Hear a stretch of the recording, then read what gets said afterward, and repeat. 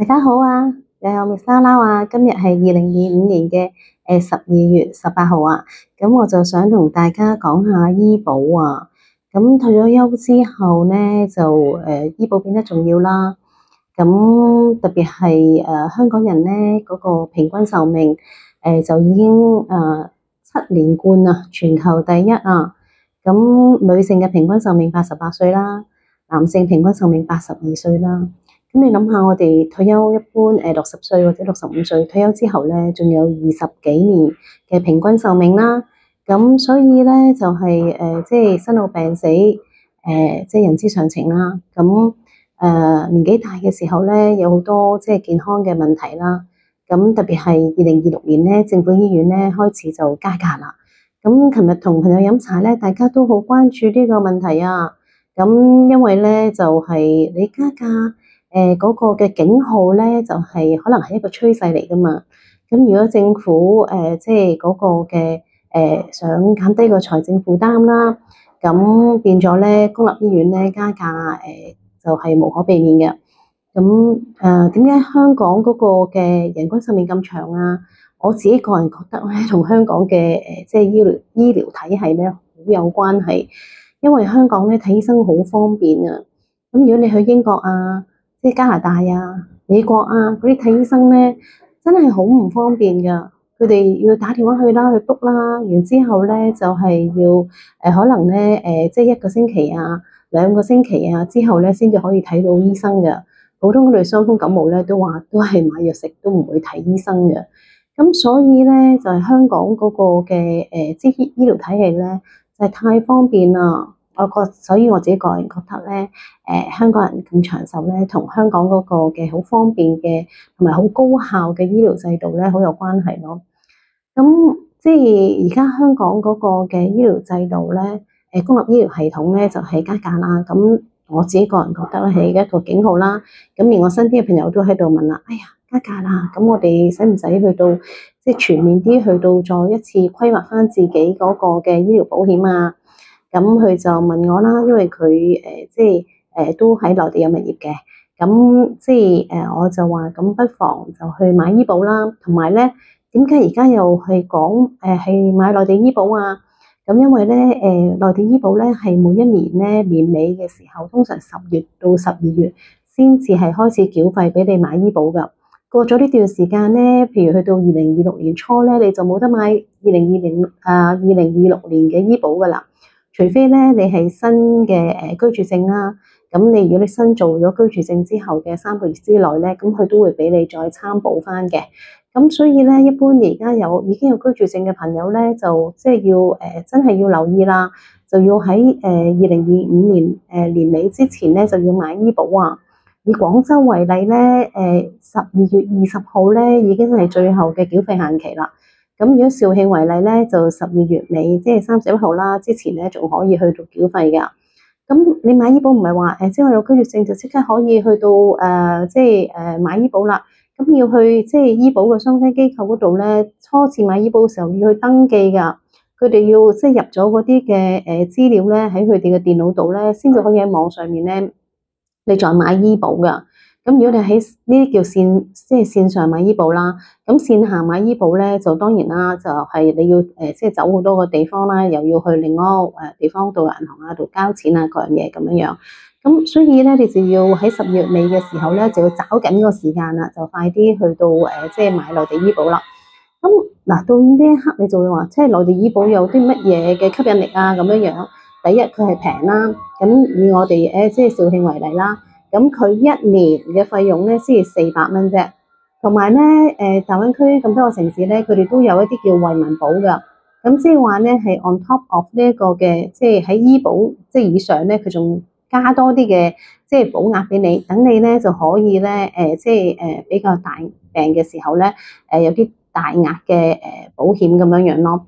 咁你話譬如肇慶為例啦，400蚊保到啲乜嘢嘢啊？咁佢其中咧就有230蚊咧係睇門診㗎。咁我講翻自己個人嘅經驗啦。咁如果你係230蚊一年咧，基本上咧如果你去做好多體檢嘅時候咧，已經 claim 足晒㗎啦。即係咁另外170蚊就係住院嘅即係保險啦。咁佢住院咧都係有自付額嘅，咁咧就係唔係話170蚊就包晒你所有嘅住院，同埋呢個保額咧都係有上限嘅。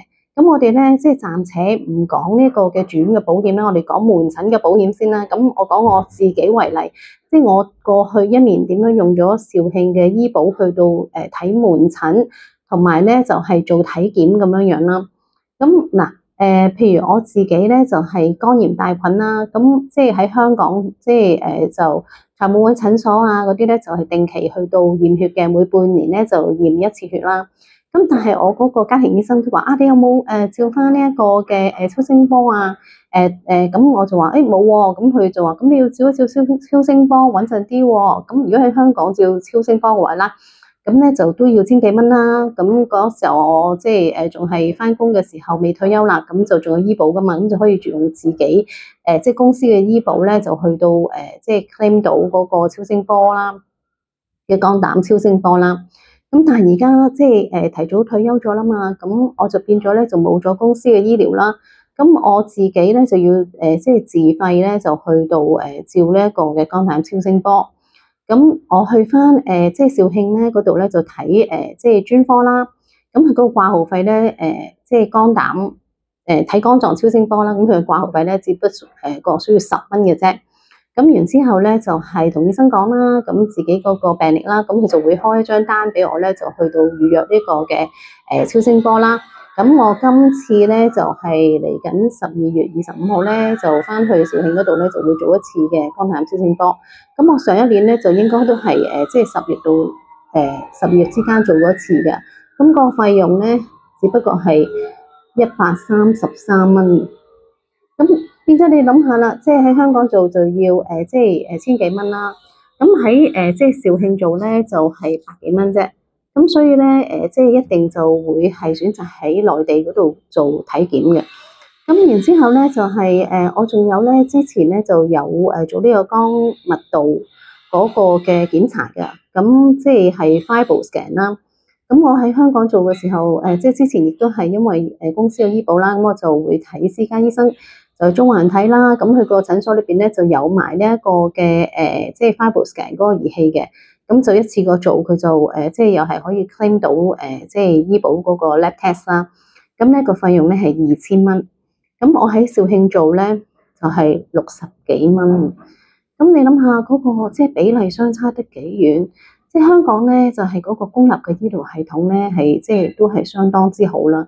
咁但係我哋咧一般即係市民咧都係小病嘅時候咧，都係睇即係私家嘅專科啊，咁係即係去做一啲 lab test 啊咁樣樣。咁但係咧即係而家嗰個費用咧就越嚟越貴啦，特別係退咗休之後咧，就想節省呢啲嘅開支啦。咁所以而家好多人咧都翻去咧內地去到做呢啲嘅檢查。咁咧做呢啲檢查嘅時候咧，而家香港嘅醫生咧都係好接受呢啲內地檢查嘅報告㗎。咁我喺退休之前咧做咗一次即係腸胃鏡啦。咁就醫生就話俾我聽就有呢個幽門螺旋菌喎。咁我咧就係即係當時未退休嘛，咁我就用翻公司嘅醫保啦。咁我嗰次做即係呢一個嘅腸胃鏡咧係大概22,000蚊啊。咁然之後咧，我朋友咧喺肇慶做咧係千幾蚊咋。咁又講翻藥費啦，咁我就即係被診斷有呢個幽門螺旋菌啦。咁私家醫生咧就即刻開咗2個禮拜嘅即係抗生素啊、胃藥嗰啲俾我啦。咁就1,700蚊嘅藥費喎。咁我哥哥咧就因為即係我幫佢做咗居住證啊嘛，咁佢就喺肇慶咧就係做咗一次嘅幽門螺旋菌嘅測試啦，只不過係200蚊啫。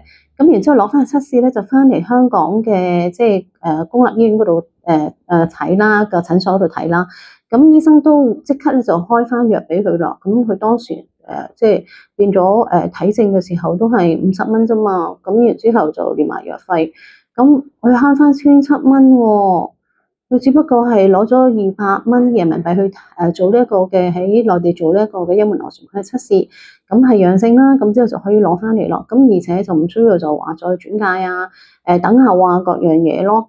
咁所以我就食完呢一個抗生素之後咧，咁我個醫保咧就冇咗啦，因為我已經提早退休啦嘛。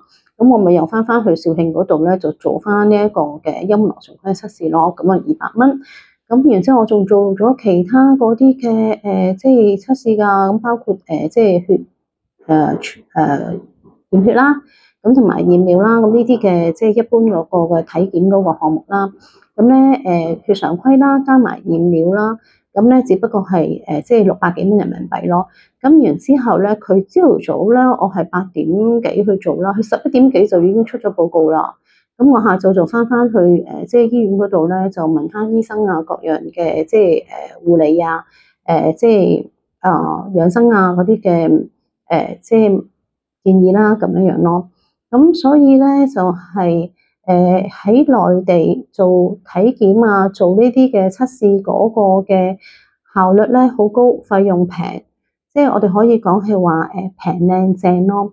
咁所以喺即係香港開始有呢一個嘅即係公立醫院服務加價嗰個趨勢嘅時候咧，咁亦都係喺呢一個嘅年尾啦，就開始即係內地嘅醫保嘅繳費咧開始截止嘅時候咧，咁咧就所以就要拍呢條片啦，同大家分享啦，就係話如果你係有內地嘅居住證，咁你就嗱嗱聲去買內地嘅醫保啦。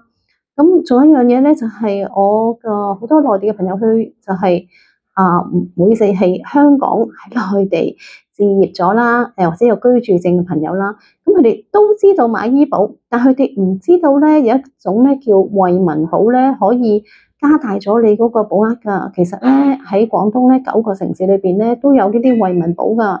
咁但係佢哋嘅名咧係即係有啲唔同啦，深圳有深圳嘅名啦，肇慶嗰個叫肇福保啦，咁咧珠海叫大愛無疆啦。咁即係有啲人咧係香港朋友咧，譬如佢喺珠海住，佢係唔知道原來咧就有呢一個嘅即係惠民保咧，叫大愛無疆㗎。咁佢淨係買咗即係珠海醫保嘅，咁佢就冇話另外再買一個費用咯。就去買呢個惠民保咯。咁惠民保嘅費用好便宜㗎咋。咁以肇福保嚟講咧係150蚊，但係咧佢嗰個保額咧就可以去保到即係450萬咯，係450萬喎，一年咧係150蚊喎。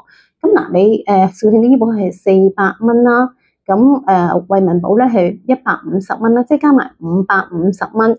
咁佢買惠民保之前咧，一定要買咗即係醫保嘅。咁我哋呢啲醫保叫城鄉居民醫保啦。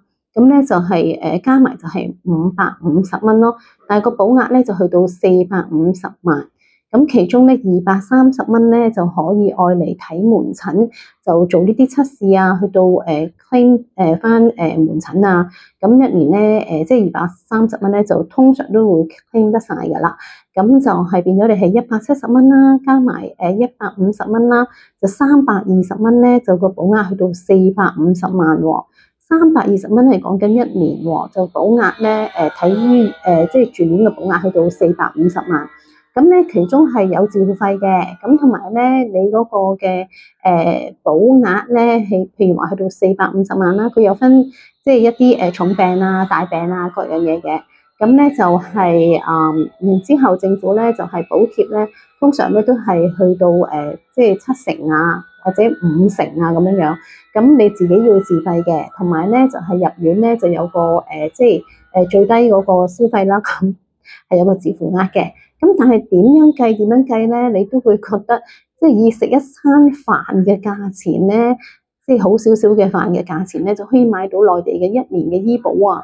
如果你真係有內地嘅聯繫有居住證嘅時候咧，真係要趁年尾快啲去買醫保啦。咁至於其他醫保嗰啲嘅細節啊，有機會咧就再同大家分享啦。咁我今日條片就拍到呢度為止。咁我祝我哋嘅觀眾咧就係每刻都感到幸福啦，沒有恐懼㗎。拜拜。